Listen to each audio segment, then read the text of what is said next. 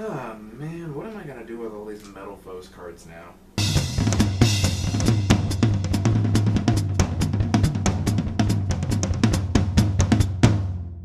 Also, before the video starts, how about we get you to like, comment, and subscribe below. It really helps the channel out, helps the channel grow, and helps us bring you more quality Yu-Gi-Oh content every week. Thanks again. Stone, 2 damn phones, Babylons can't crack the code. Hey guys, this is Bats here, and I wanted to ask you a question. Have you ever had that one deck that was really top tier a week ago, and then you go on to the next week and it's absolute garbage?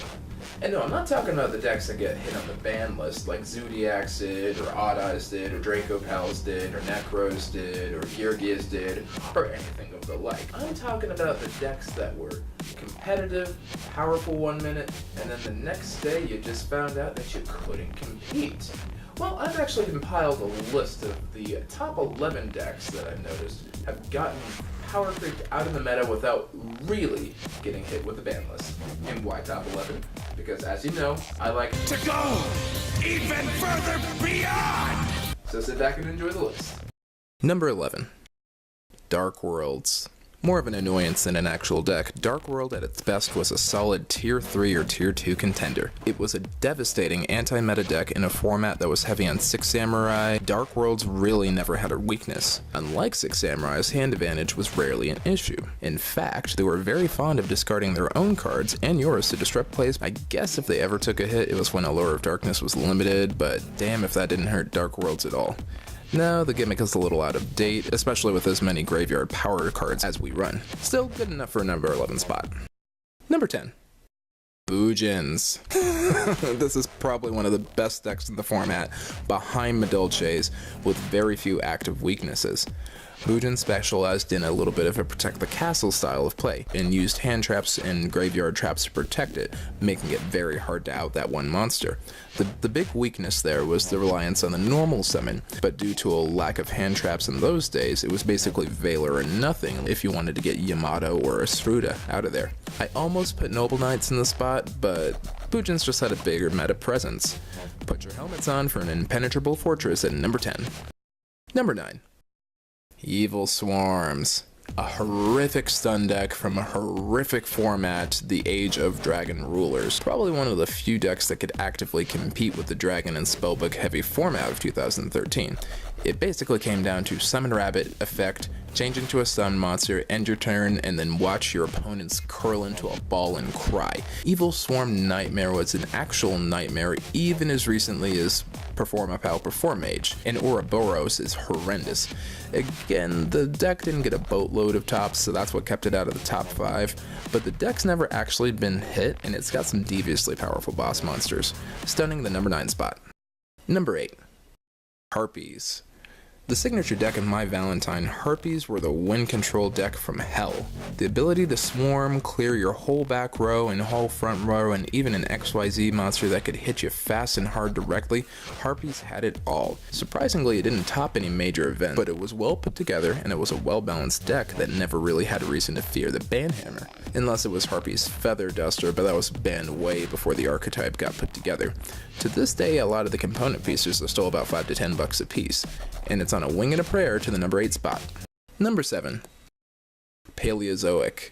A much more recent deck, Paleos haven't had any banless interaction at all. It was sort of a contender against Zoo, the trap-heavy deck, and it's turned its dead traps into live monsters with surprising sun powers, great disruption, and excellent grindy effects. They could very easily create a wall of totally awesomes with recurring material and worked extremely well with the frog monsters. Swap Frog was especially dangerous. It was a decent deck that board wipes couldn't threaten, whose overall strategy was enhanced by busted cards like Card of Demise. Paleos earned a number 7 spot. Number 6. Blue Eyes White Dragon.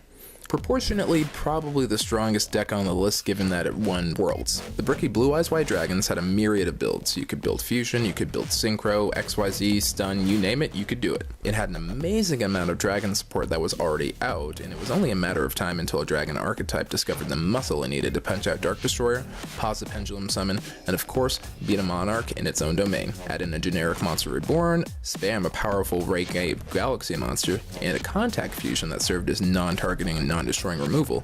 You have an anime deck that would make Seto Kaiba proud. netting it a number 6 spot. Number 5. Light Sworns, the deck that never really dies. Now, Light Sworns have gotten kind of a slap on the wrist before. Charge of the Light Brigade was limited and semi-limited for a while. That kind of pales in comparison to the flexibility of this combo-oriented and very easy to play deck. Synchros, rank 4 toolboxes, and even the main boss monster comes with a board wipe. Very few decks can put up a consistent duel against this deck. It's fairly hard to side against, and if it wasn't for the inherent inconsistency of the deck, it might still be a pretty devastating contender today. That said, today it has to settle for a number 5 spot. Number 4. Madolche. F*** cake, f*** tiramisu, f*** this adorable diabetic monstrosity. Madolche was the deck that literally never died. It ran a low monster count that could run very scary back row, just long enough to put out an amazing boss monster, tiramisu. Under optimal conditions, she's a 2700 point beat stick that can recycle 2 of these dessert-style degenerates just to make her victims go away. Doesn't target, doesn't destroy, no floating, no hexproof armor. Disgusting. The only upside is that it's a spell speed 1 effect, so a proper quick effect can dispatch of tiramisu very quickly. But at this point, who's gonna see the difference? It's a hard number 4 spot. Number 3. DDD, also known as Different Dimension Demons. This deck brought out Crystal Wing and Titanic Galaxy so quickly in consistency, it made Blue Eyes look at the Wind Witches and ask if they were still welcome in Yu-Gi-Oh! DDD was an amazing combo deck that swept the format upon its release.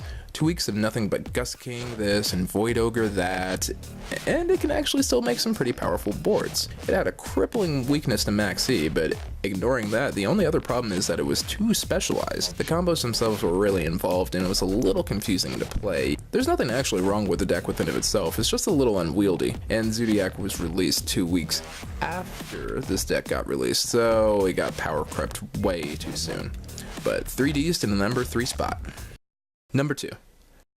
Metal Foes. Yeah, Karen got banned, and guess what? It's not a Metal Foe, so it doesn't count. And they stuck around with the inclusion of Dracos and Zodiac and so on and so forth. Sadly, the deck never really recovered after Zodiacs got banned, though.